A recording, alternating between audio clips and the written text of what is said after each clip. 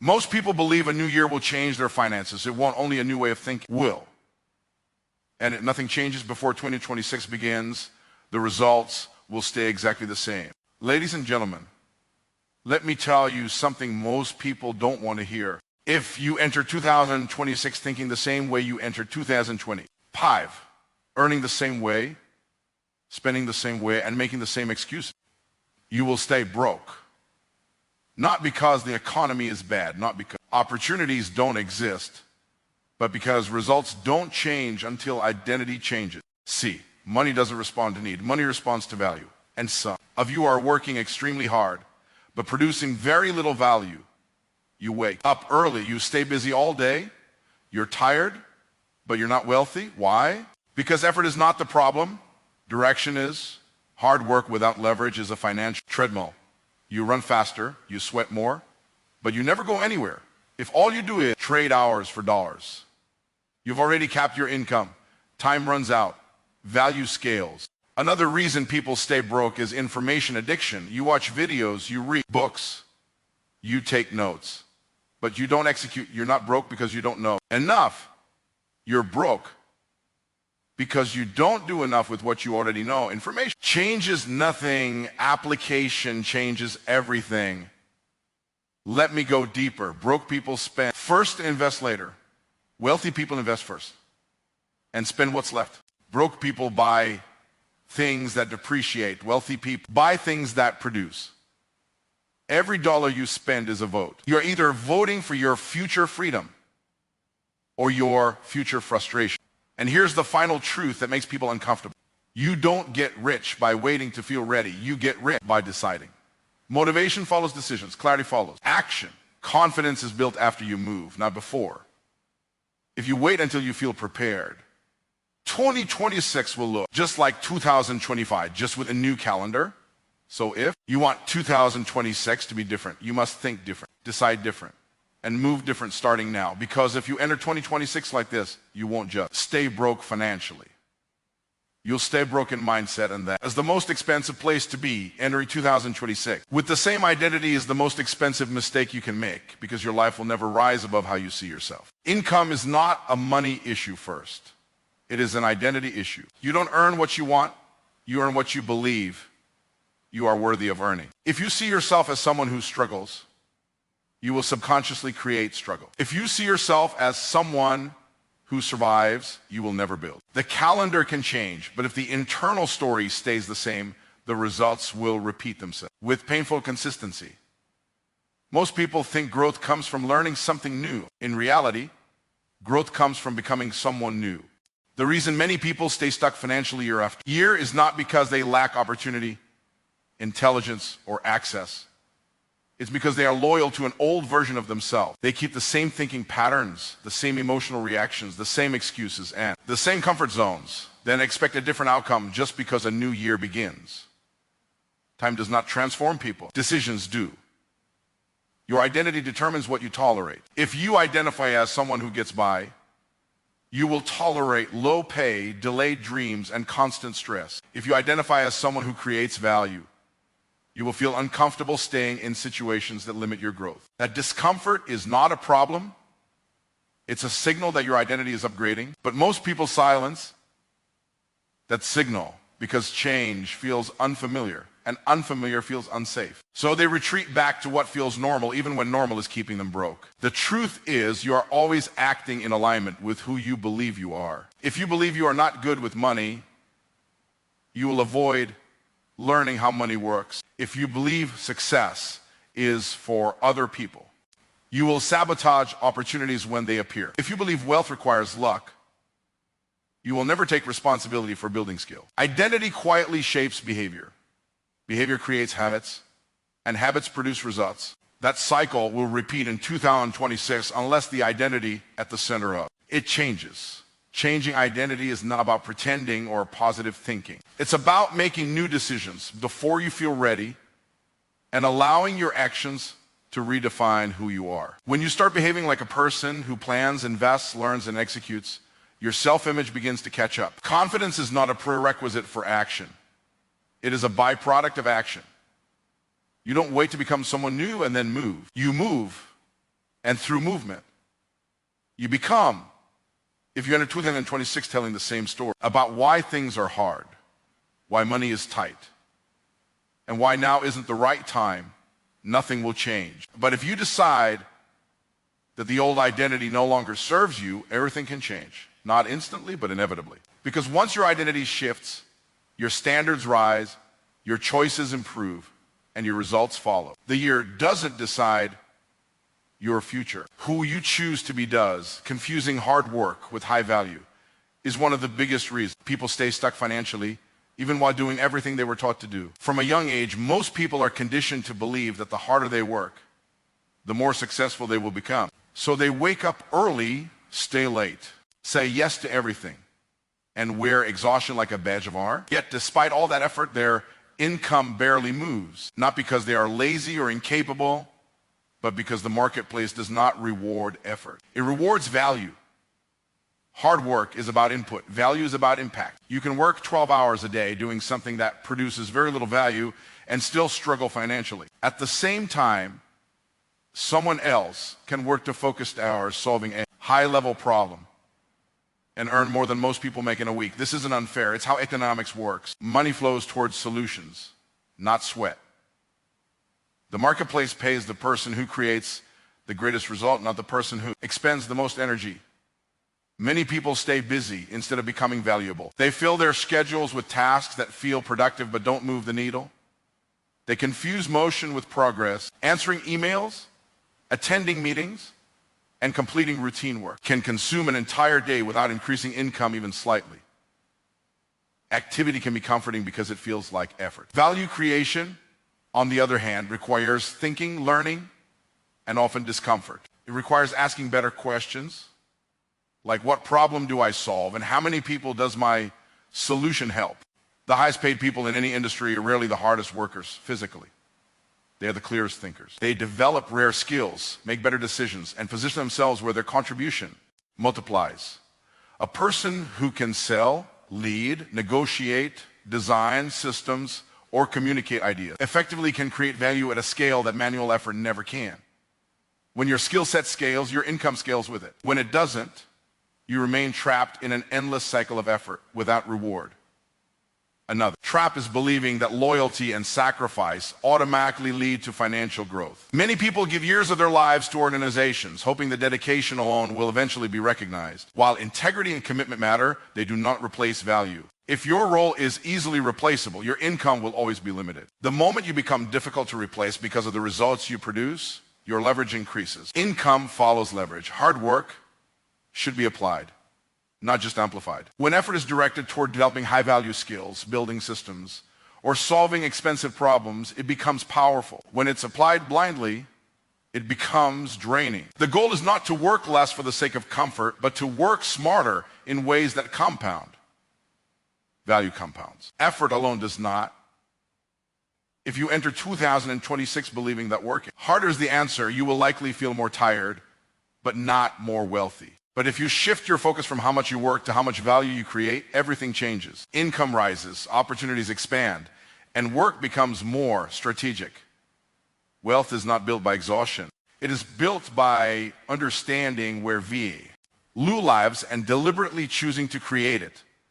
Consuming information without implementation is one of the most deceptive traps in modern self-development, because it feels like progress while producing none. Today, knowledge is everywhere. Books, podcasts, videos, courses, and social media are constantly feeding people new ideas, new strategies, and new frameworks. Many people know more than ever before, yet their results remain exactly the same. That gap exists because information alone does not transform lives. Only applied information does. Learning can easily become a form of procrastination. Instead of taking action, people convince themselves they need just one more video, one more book, or one more piece of clarity. They delay execution in the name of preparation. The problem is that preparation without action builds comfort, not competence. You don't gain confidence by knowing what to do. You gain confidence by doing it, making mistakes, and adjusting. Implementation creates feedback, and feedback creates growth. Another danger of constant consumption is overwhelm. When you take in too much information without applying it, ideas start to conflict. One expert says do this, another says do the opposite. Instead of moving forward, people freeze. They become stuck, trying to choose the perfect strategy, not realizing that progress comes from committing to one direction and refining it along the way. Clarity is not found in more input. It is found in movement, in forma. Tie-in without implementation also feeds the ego. Knowing makes people feel smart, capable, and ahead of others, even when their results don't reflect it. This false sense of advancement is dangerous because it removes urgency. People begin to confuse understanding with achievement. But the marketplace does not reward what you know. It rewards what you can execute consistently and effectively. Execution is uncomfortable because it exposes gaps. When you implement, you discover what you don't know, where you're weak, and what needs improvement. Many avoid action because it threatens their self-image. It's easier to stay in the learner role than to step into the practitioner role, where mistakes are visible. But mistakes are not signs of failure. They are signs of movement. No one improves without them. Implementation doesn't require mastering everything. It requires choosing one idea and acting on it repeatedly. A single concept applied daily will outperform 100 ideas applied never. Progress comes from depth, not breadth. When you implement, knowledge becomes skill, and skill becomes leverage. That's when income and opportunity begin to change. If you enter 2026 still consuming more than you execute, you will feel informed but not transformed. Your bookshelf may grow, your watch history may expand, but your bank account will remain unchanged. The shift happens when you decide that learning ends where action begins. Information is only powerful when it is used. Until the end, it is just noise disguised as progress. Trading time for money is the most common income model in the world, and it is also the most limiting. It feels safe because it's familiar. You show up, you put in hours, and you get paid. But the problem is not work itself, it's the ceiling that comes with it. When your income is tied directly to your time, you have already capped how much you can earn. There are only 24 hours in a day, and once they're gone forever. Time is the one resource you can never get more of, yet most people spend it as if it is unlimited. When you trade time for money, you are constantly starting over. Every day begins at zero. If you don't show up, the income stops.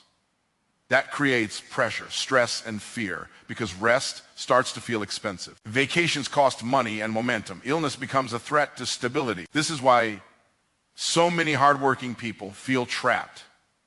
Even when they are employed, they are not lazy. They are simply operating inside a system that cannot scale. Leverage is what breaks that trap. Leverage allows one unit of effort to produce results over and over again. It might come in the form of systems, skills, capital, teams, or technology. When leverage is present, income is no longer dependent on constant presence. The work you do once can continue to create value long after it's done. This is how wealth compounds. Not by working nonstop, but by structuring work in a way that multiplies its impact. Many people avoid leverage because it requires upfront effort without immediate reward. Building a system takes longer than doing the task yourself. Learning a scalable skill feels harder than staying in a routine. Creating something that serves many people demands patience and vision. So people default to what pays quickly, even if it pays poorly in the long run. Short-term comfort often blocks long-term freedom. Another challenge is mindset. Trading time for money teaches people to think small. They focus on hourly rates instead of outcomes. They ask how much they can earn today, not how much value they can create over time. Leverage shifts the question. It asks, how can this effort reach more people? And how can this result exist without my constant involvement? Those questions change behavior, and behavior changes results. This doesn't mean time-based work has no value. It means it should not be the end goal. Time can be used strategically to build leverage. You can use your current income to invest in skills, tools, or assets that scale. You can use your evenings to design systems that eventually replace your hours. The key is intention. Without it, time slips away unnoticed if you enter 2026 still relying solely on hours, work to survive. You may stay busy, but you will struggle to grow. But if you begin focusing on leverage, even in small ways, your relationship with work changes. Income becomes more flexible, effort becomes more strategic, and time becomes an asset instead of a limitation. Wealth is not built by selling more hours. It's built by creating leverage that works even when you don't, spending like a consumer instead of investing. Like an owner is a silent habit that keeps people financially stuck without them realizing why. Consumers are trained to spend for comfort, convenience, and status. Owners are trained to allocate resources for growth, leverage, and long-term return. The difference is not income level, it's mindset. You can make a lot of money and still think like a consumer, and you can start with very little and think like an owner. One mindset drains money. The other multiplies it. Consumers ask, what can I afford right now? Owners ask, what will this produce over time? That single question changes everything. Consumer spending focuses on gratification. It feels good in the moment but leaves nothing behind. New clothes, new gadgets, nicer cars, and upgraded lifestyles provide temporary satisfaction, but they do not change financial trajectory.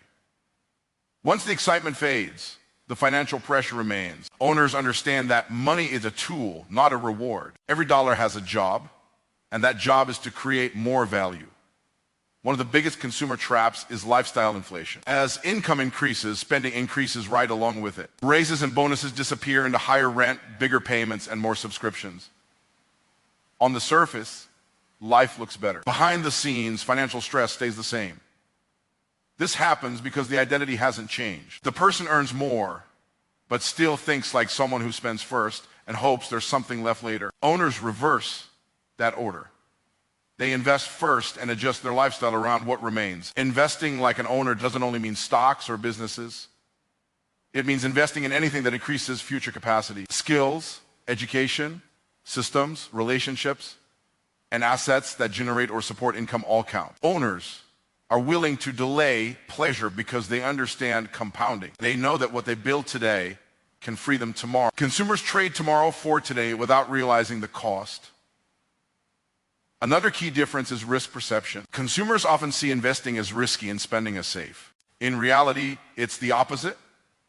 Spending on things that don't produce is a guaranteed loss. Investing, when done thoughtfully, carries uncertainty but also upside. Owners learn to evaluate risk, not avoid it. They understand that controlled risk is the price of growth. Playing it safe by never investing is often the riskiest move of all. Ownership thinking also changes how people respond to money problems. Consumers look for more income to support their spending. Owners look for better allocation. They don't just ask how to earn more, they ask how to make what they earn work harder. This shift creates stability and momentum even before income rises significantly. If you enter 2026 still spending to feel good instead of investing to grow, your finances will stay fragile no matter how much you earn. But if you begin thinking like an owner, even modest income can start producing powerful results. Wealth is not built by how much you make. It's built by how you deploy what you make. When spending turns into strategy, money stops disappearing and starts compounding, waiting for motivation. Instead of making decisions is one of the most common and costly delays in personal and financial growth. Motivation feels powerful, but it is unreliable. It comes and goes with mood, energy, and circumstances. Decisions, on the other hand, create momentum regardless of how you feel. People who wait to feel inspired before they act often stay stuck, not because they lack desire, but because they misunderstand how progress actually works. Most people believe motivation comes first and action follows. In reality, action creates motivation. When you move, even imperfectly, your mind begins to align with your behavior. Confidence grows after you take steps, not before. Waiting to feel ready is often just fear wearing a more acceptable label. It sounds responsible, but it quietly protects comfort and avoids risk. Growth requires discomfort, and decisions are the doorway to that discomfort. Indecision is not neutral. Every day you delay a decision, you are making a decision to stay the same. Time continues to move, opportunities shift, and costs increase. What felt optional today often becomes expensive tomorrow. People underestimate the price of waiting because it doesn't show up immediately. It shows up later as regret, missed chances, and compounding disadvantage. Decisions create structure. Once you decide, your behavior organizes itself around that choice. Your focus sharpens, your standards rise, and distractions lose power. You stop debating and start executing. Even a flawed decision is often more valuable than no decision at all. because it produces feedback. Feedback reveals what works and what doesn't, and then information cannot be accessed from thinking alone. Movement unlocks clarity. Many people avoid decisions because they fear making the wrong one. But the absence of a decision is often worse than a bad decision. Most mistakes are correctable. Is harder to fix because it produces nothing to adjust. Successful people are not those who always choose correctly. They are those who choose, evaluate, and adapt quickly. They understand that precision is refined through repetition, not hesitation. Another reason people wait for motivation is emotional attachment. They want certainty, reassurance, and guarantees before they move.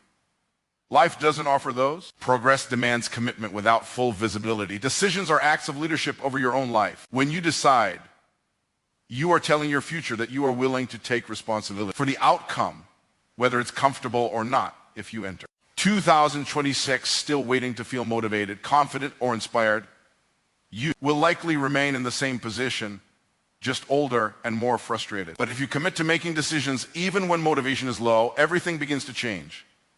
Action builds energy. Movement creates belief. And consistency, not motivation, is what ultimately produces success. The future belongs to those who decide first and adjust along the way. As we close, understand this clearly.